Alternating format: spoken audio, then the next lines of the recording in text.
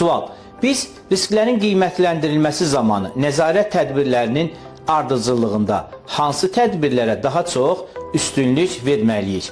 Bilməyimiz lazımdır ki, biz nəzarət tədbirlərinə diqqət yetirəndə burada 5 nəzarət tədbiri görürük ki, hansı ki aradan qaldırma, əvəz etmə, mühəndislik nəzarəti, inzibati nəzarət və fərdi mühafizə vasitələrindən istifadə. İlk öncə üstünlük verəcəyimiz aradan qaldırma olmalıdır. Yəni riski qiymətləndirərkən çalışmalıyıq ki, risk heç olmasın.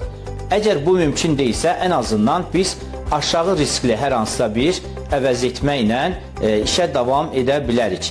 Və bu da mümkün olmadıqda mühəndislik nəzarətinə diqqət yetirməliyik. Misal üçün, hər hansısa bir qurğunu işlətdikdə, əgər onun qoruyucusu yoxdursa, biz mühəndislik nəzarətini icra edərək beləliklə ona hər hansısa bir qoruyucu düzəldə bilərik ki, onun yanından keçən bir işçi yıxılarkən o qoruyucu onu ən azı kiçik zədə ilə o qurğudan qorumuş olsun. Və inzibati nəzarət də vacibdir.